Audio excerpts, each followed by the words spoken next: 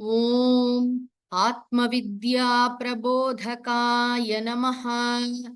ஆத்ம வித்யை நன்கு உபதேசிப்பவருக்கு நமஸ்காரம். ஆத்ம வித்யா என்ற கோர்ஸ் சுவாமிஜியோட வாழ்க்கையிலேயே மிக முக்கியமான ஒரு கோர்ஸ். சுவாமிஜியே பல இடங்கள்ல சொல்லியிருக்காங்க. இந்த ஆத்ம வித்யாங்கிற கோர்ஸ் 2019 தான் ஆரம்பிக்கப்பட்டா கூட இதனுடைய விதை எப்படி இதை பிரசன்ட் பண்ணணும் அப்படிங்கிற அந்த ஃபார்மேட் சுவாமிஜியோட மனசுல பல வருடங்களா இருந்து வந்தது. அதனால 4-5 வருடங்களுக்கு முன்னாடியே அவர்கள் நடத்தின கேம்ப்ல எல்லாம் கூட தர்ம சாஸ்திரா கேம்ப், உபாசனா சாஸ்திரா கேம்ப் இப்படிதான் மனசுல ஆன்மீக முகாம்களையே இத மனசுல வச்சுக்கொண்டுதான் அதை நடத்தி வந்தாங்க. ஆக வேதாந்த சாஸ்திரம் முக்கியமா படிக்கிறோம்.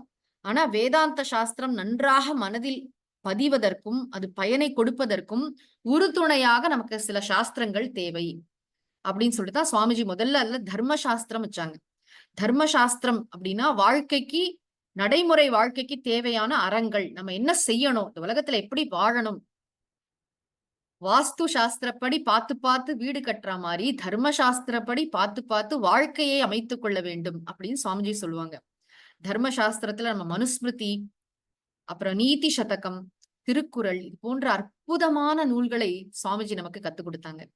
அப்புறம் உபாசனா சாஸ்திரம், இறைவன் மீது தூய்மையான உண்மையான பக்தி அதை எப்படி செலுத்தணும் அப்படின்னு நாரத பக்தி சூத்திரங்கள், ஆதித்ய ஹிருதயம், சிவானந்த லஹரி போன்ற அருமையான நூல்களை சுவாமிஜி நமக்கு அற்புதமாக உபதேசித்தார்கள்.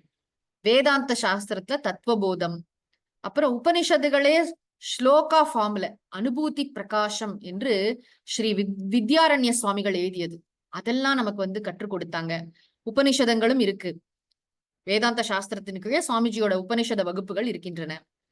அப்புறம் வியாக்கரண சாஸ்திரம், சம்ஸ்கிருத கிராமர், சுவாமிஜி அரிச்சுவடியிலேருந்து அக்ஷராபியாசம் பண்ணி எப்படி ஆனா போடணுங்கிறதுல ஆரம்பிச்சு எப்படி பேசிக்கா வாசிக்கிறதுக்கு, எழுதுறதுக்கு, படிக்கிறதுக்கு ஒரு அளவு வரைக்கும் சொல்லி கொடுத்தாங்க. அப்புறம் யோக சாஸ்திரம், யோக சாஸ்திரத்துல ஹட்டயோக பிரதீபிகா, யோக யாக்ஞவல்கிய சம்ஹிதா இது போன்ற பல நூல்கள். இப்படி ஒரு அருமையான ஒரு கம்ப்ளீட் ஸ்ட்ரக்சரா இந்த சாஸ்திரத்தை சுவாமிஜி ஒரே ஆச்சாரியராக, ஏன்னா நம்முடைய ஸ்ரத்தையெல்லாம் சுவாமிஜி கிட்டேயே இருக்கணும், அந்த ஸ்ரத்தை பிளவுபடக்கூடாதுன்னு ஒரே ஆச்சாரியர் 5 விதமான சாஸ்திரங்களையும் நமக்கு போதித்து வந்தார். அதுவும் அற்புதமா பாத்தீங்கன்னா அதுல எல்லாமே பாரதிய அந்த பண்பாடை ஒட்டி இருக்கும். தமிழ் கேலண்டர் படி வகுப்புகள் நடக்கும். அஷ்டமி அன்று கிளாஸ் இருக்காது. அதே மாதிரி பௌர்ணமி, அமாவாசை, பிரதமை இதுக்கெல்லாம் லீவ் இருக்கும். இந்த மாதிரி மனசுல சுவாமிஜி ரொம்ப ட்ரெடிஷனலா இந்த ஞானத்தை கொடுக்கணும். சரி, சுவாமிஜி ஆத்ம வித்யா மூலமா என்ன செய்ய விரும்பினார் அப்படின்னா, அங்கங்க லோக்கல் ரெப்ரசன்டேட்டிவ்ஸ், சனாதன தர்மத்தை நன்றாக அறிந்து கடைபிடிப்பவர்கள், அந்த மாதிரி மனிதர்களை உருவாக்க வேண்டும். யார் இந்த தர்மங்களை நன்றாக புரிந்து கொண்டிருக்கிறார்களோ, கடைபிடிக்கிறார்களோ அவர்களால் தான் மற்றவர்களுடைய சந்தேகங்களையும் தீர்க்க முடியும் இல்லையா? ஒரு ஆன்மீகத்துல ஏதாவது ஒரு சந்தேகம்னு சொன்னா தீர்க்கிற அளவுக்கு தெரியணும், இல்ல எந்த புஸ்தகத்தை பார்த்து சொல்லணும்னா தெரியணும். நம்முடைய பெரிய குறைபாடே நம்முடைய சாஸ்திரங்களை நாம் சரியாக கற்று அதன்படி வாழாததுதான். அதனால அந்த கேப்பை ஃபில் பண்றதுக்கு தான் சுவாமிஜி இந்த அற்புதமான சாஸ்திரத்தை வடிவமைச்சிருக்காங்க.